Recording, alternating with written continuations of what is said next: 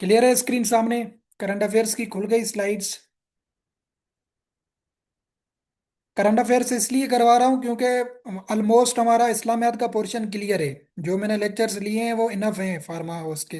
तो वो ऐसा नहीं है कि हम नहीं पढ़ेंगे, पढ़ेंगे, बट कभी कभार कोई क्लास मिस हो जाती है तो हम इस्लामियात की बलि बलि का बकरा बना सकते हैं कि उसको छोड़ सकते हैं, क्योंकि वो हमारा ऑलमोस्ट हो चुका है।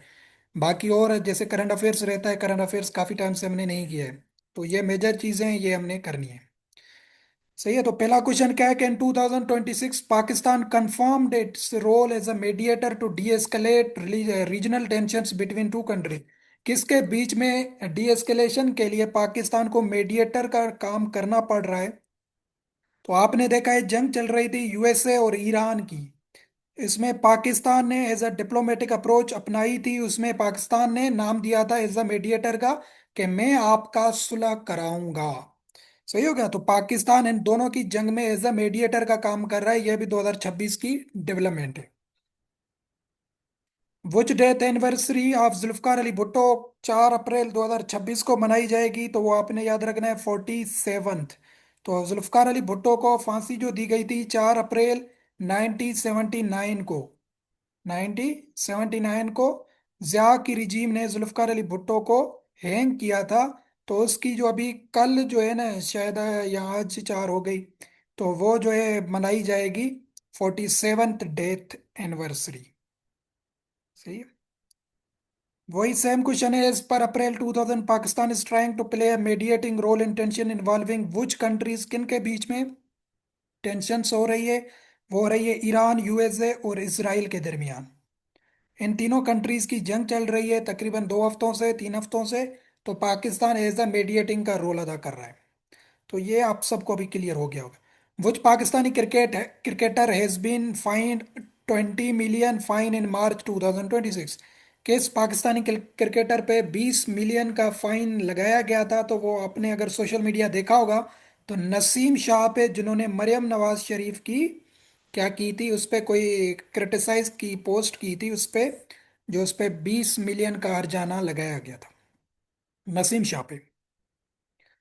अच्छा देखो ना, ये मैं आप कहेंगे कि सर ये सारे इंपॉर्टेंट है नहीं करंट अफेयर, बट आप जब करंट अफेयर्स के साथ टच में रहेंगे ना, तो आपको क्वेश्चंस ओवरऑल क्लियर होंगे कि भाई अभी रिसेंटली डेवलपमेंट्स क्या हो रही हैं, नेशनली या इंटरनेशनली।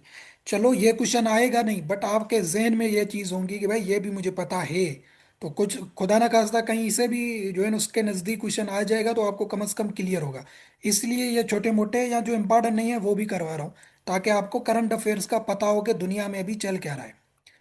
ठीक है। The US send 15 point section list of condition for ending war to Iran throughout which country? ये भी वही, क्योंकि पाकिस्तान मीडिएटर का काम कर रहा है। तो यूएसए ने अपनी 15 पॉइंट्स भेजी थी पाकिस्तान को कि भाई हमारी ये पॉइंट्स हैं। फिर ईरान तो उसको वो जो है ना निगलेक्ट कर रहा है अभी तक। विच of the following was the most polluted country in the world 2025 के अकॉर्डिंग? सबसे बड़ी पोल्यूटेड कंट्री जो है वो है पाकिस्तान, प्यारा पाकिस्तान। यह वेरी इंपॉर्टेंट क्वेश्चन है। ठीक है, ये वाला, ये आपको याद रखना है। Which former Pakistani cricket captain announced his retirement from international cricket in early 2026? तो आपने याद रखना है, सरफराज कभी धोखा नहीं देगा, सरफराज अहमद साहब। सही है। सरफराज अहमद साहब जो है इन्होंने अभी रिटायरमेंट्स ली है इंटरनेशनल क्रिकेट से। तो ये वेरी इंपॉर्टेंट क्वेश्चन है, ये क्रिकेट से आते हैं, कभी इसके कैप्टन पूछा जाता है या कभी पूछा जाता है कि अभी रिसेंटली किसने रिटायर्ड किया है इंटरनेशनल क्रिकेट से। तो सरफराज आपने याद रखना है, सरफराज खान। सरफराज अहमद साहब ने जो है ना अभी इंटरनेशनल क्रिकेट से जो है ना रिटायरमेंट अनाउंस की है। ये भी आपने सोशल मीडिया पे देखा होगा। Pakistan qualified international hockey federation world cup 2026 after defeating which team in qualifier semifinal में? क्वालिफाई करने के लिए जो मैच खेल रहा था पाकिस्तान, तो उसमें पाकिस्तान ने जापान को शिकस्त देके आगे के लिए क्वालिफाई कर दिया है। ठीक है। तो ये इतना इंपॉर्टेंट क्वेश्चन नहीं है। Which outfit remain deadliest in Pakistan as per Global Terrorism Index 2026?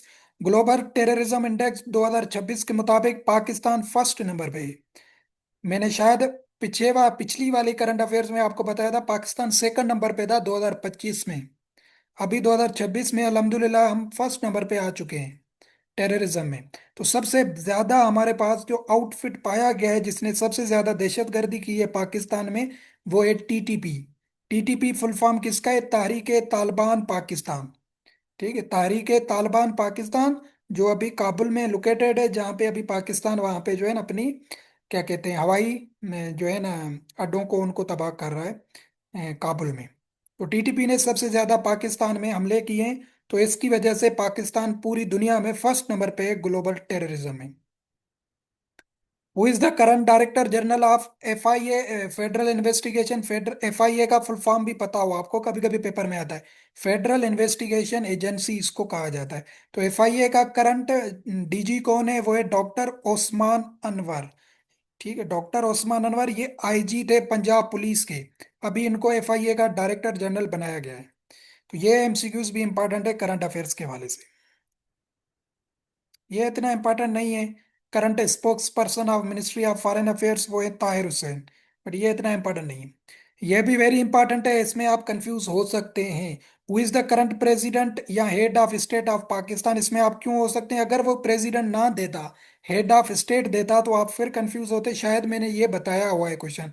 जब भी हेड ऑफ स्टेट की बात आए तो समझ जाना ये प्रेसिडेंट का पूछ रहा है।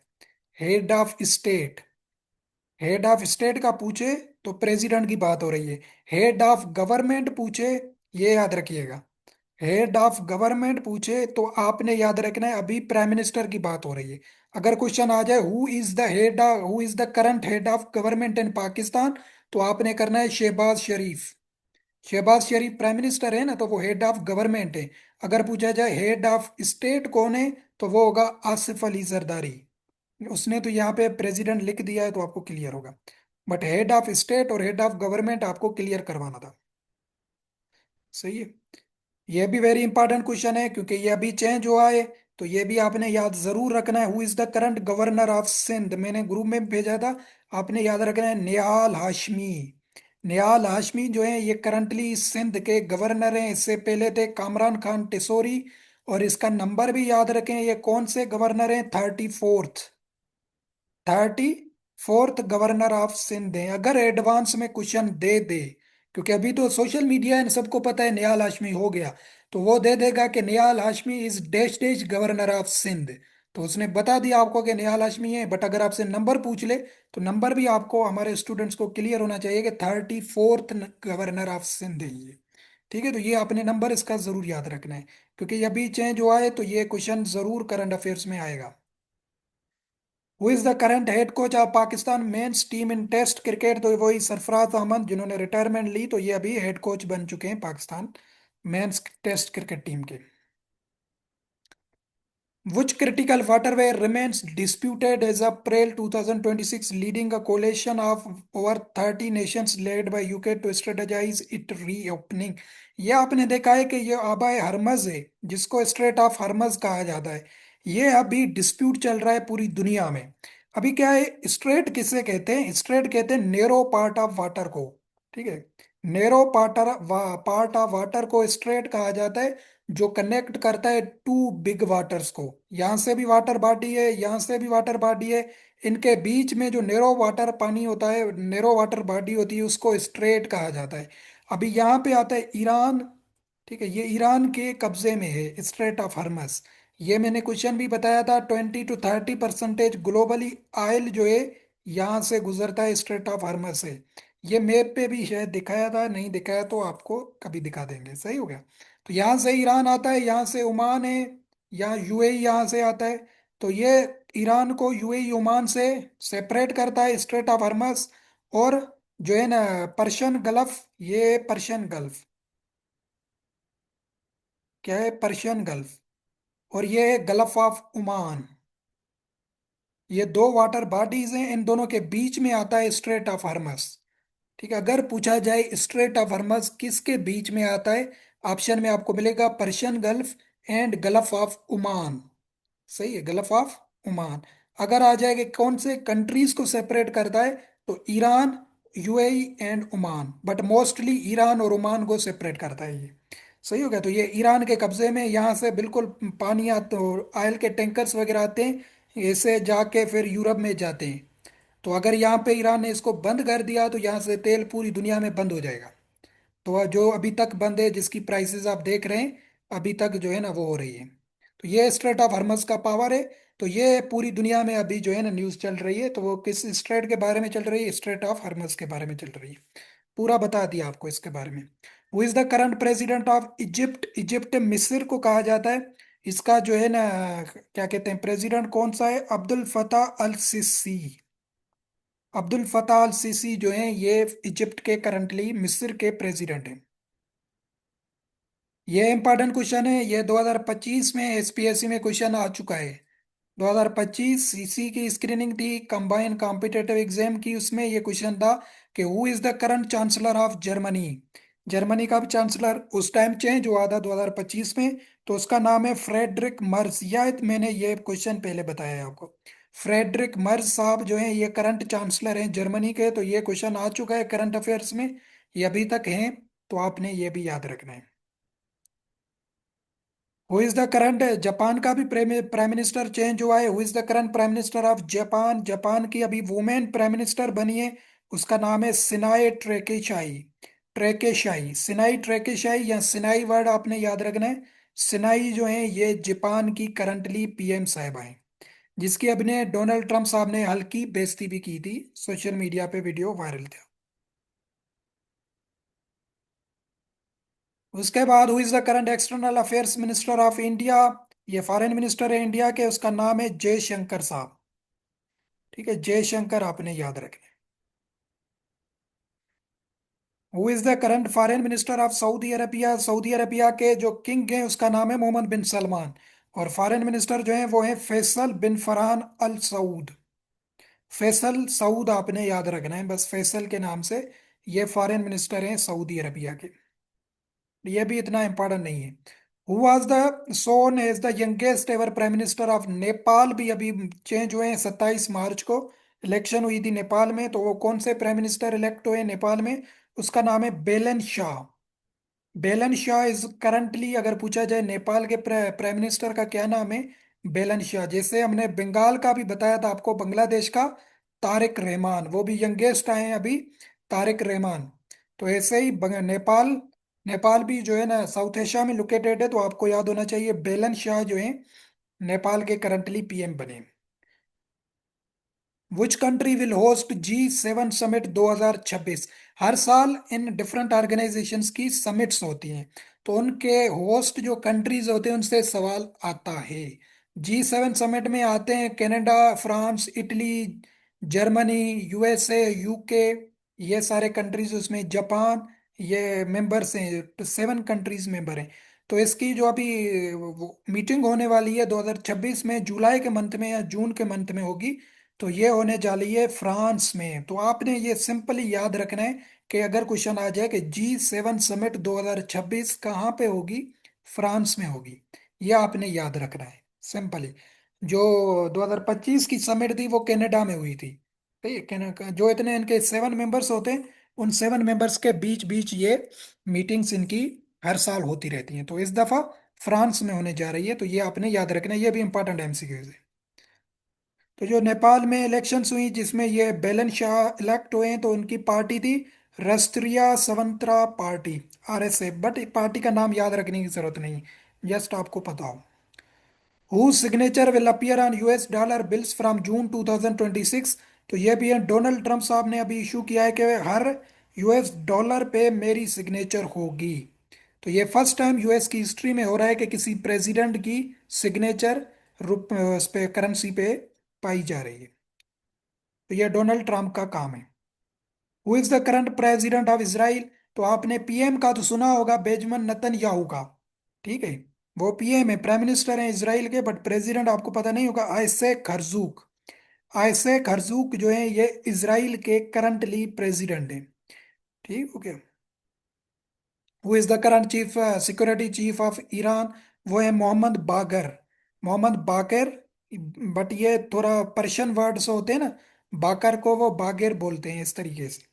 तो ऐसे ही आपने याद रखना है, मोहम्मद बागेर जो है ये चीफ ऑफ सिक्योरिटी ईरान की। पहले थे अली लारजानी, जिनको यूएसए ने शहीद कर दिया। अली लारजानी थे पहले चीफ सिक्योरिटी ऑफिसर ईरान के। अभी है मोहम्मद बेगर साहब। ठीक हो गया। तो ये कुछ करंट अफेयर्स थे जो इम्पोर्टेंट हमने डिस्कस किए हैं, इनसे जो इम्पोर्टेंट बताए हैं, जैसे इसराइल का प्राइम मिनिस्टर वो प्रेसिडेंट। ये तो इतना इम्पोर्टेंट नहीं है। एमसीक्यू G7 समिट आ सकती है कि ये कहाँ पे 2026 की होने जा रही है। अगर 2026 में पेपर आएगा तो इससे ये क्वेश्चन आ सकता है।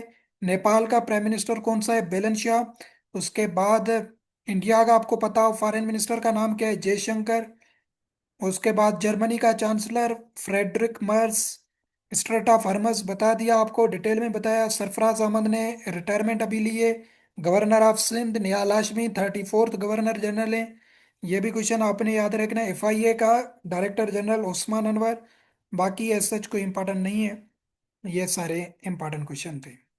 सही हो गया। बाकी पाकिस्तान आपको पता है एज अ मीडिएटर का काम कर रहा है। बाकी कुछ करंट अफेयर्स GK मिक्स हैं, उसको भी खत्म कर लेते हैं ताकि हमारी क्लास अच्छी हो जाए। बोर तो नहीं हो रहे?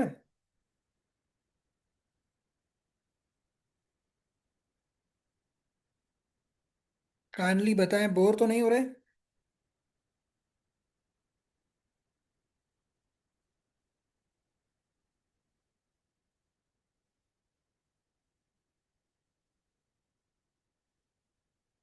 यस सर, मतलब हो रहे हैं।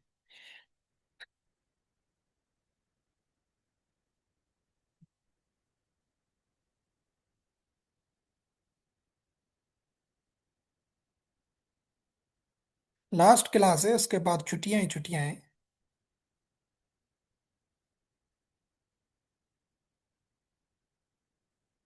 आगे पढ़ें या ना पढ़ें ये बताएं ना। यहाँ पे तो टाइम ही हो जाएगा जब तक आप रिप्लाई करेंगे सही से।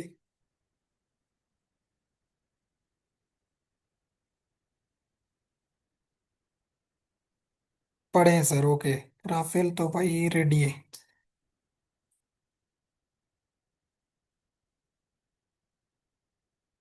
सैटरडे संडे है ना भाई?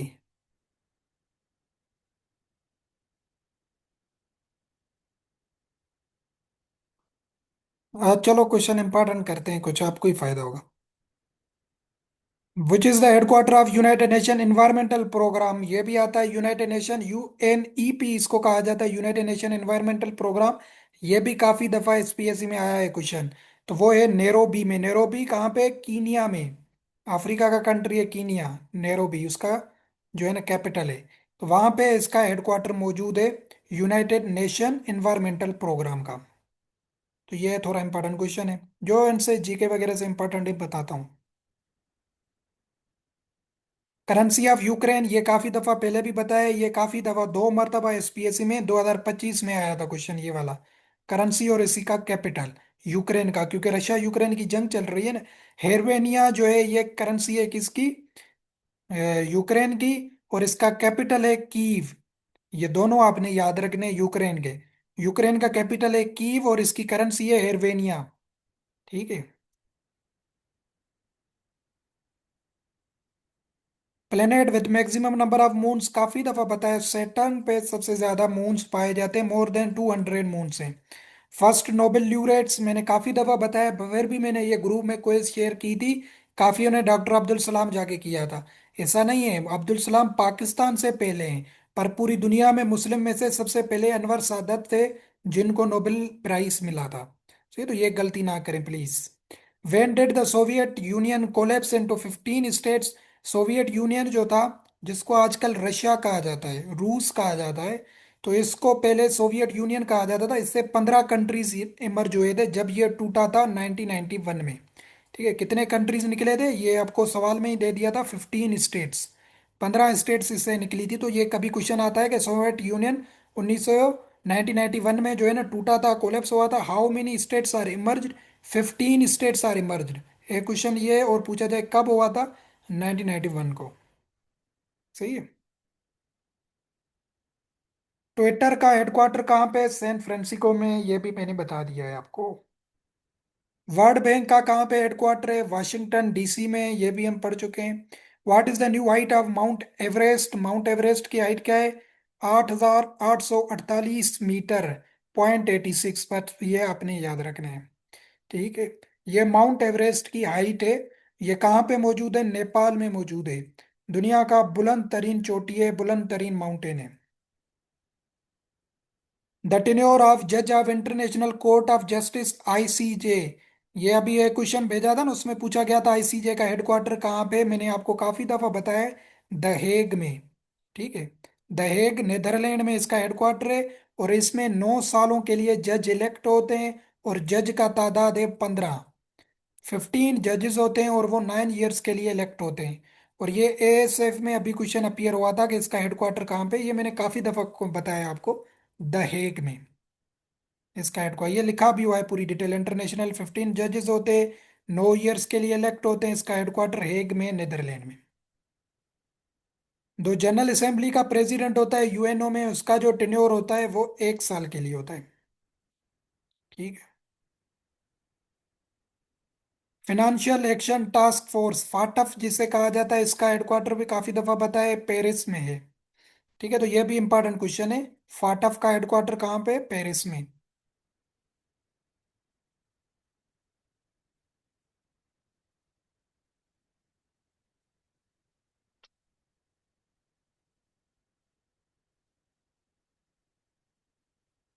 How many countries are recognised as nuclear weapon states, ये देखिएगा।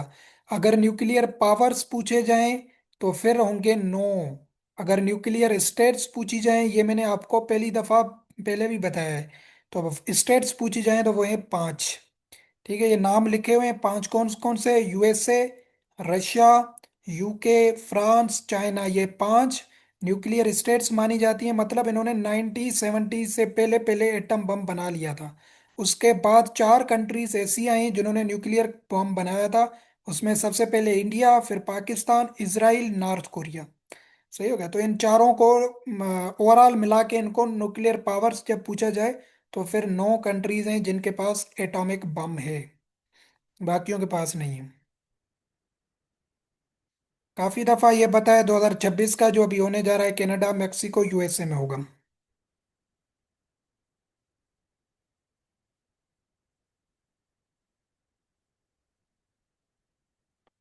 ये भी वेरी इंपॉर्टेंट क्वेश्चन है। ताजमहल कौन से रिवर पे लोकेटेड है, यमुना रिवर पे लोकेटेड है। ये रिवर जो है इंडिया में बहता है, यमुना रिवर, वहां पे ताजमहल लोकेटेड है। ये क्वेश्चन भी काफी दफा आया है कि Taj Mahal located on the bank of Yamuna river, जैसे हमारे पास इंडस रिवर है ना, ऐसे ही।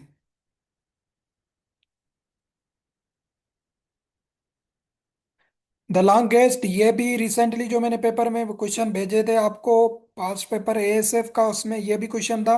The longest border in the world between two country, मैंने ये काफी दफा आपको बताया है। यूएसए और कनाडा के बीच में सबसे बड़ा बॉर्डर तस्लीम किया जाता है। यूएसए और कनाडा के बीच में longest border in the world है। ठीक है।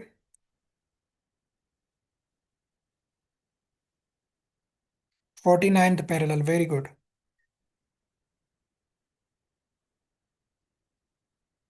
ये किताब है how to prevent the next pandemic. ये बिल गेट्स साहब ने किताब लिखी है, तो ये आपने याद रखना है। ये भी शायद एक दो बार काफी एग्जाम्स में आया है कि how to prevent the next pandemic. Bill Gates, और बिल गेट्स सीईओ किसके हैं, माइक्रोसॉफ्ट के। माइक्रोसॉफ्ट के सीईओ हैं ये। सही है।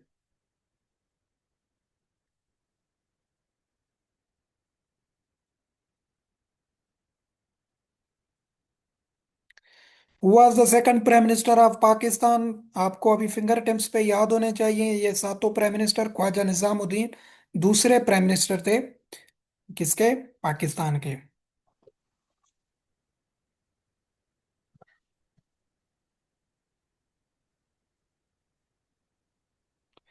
विच of the following planet move slowest around the sun, sun के इर्द गिर्द बहुत ही स्लो जो मूव करता है वो है वीनस।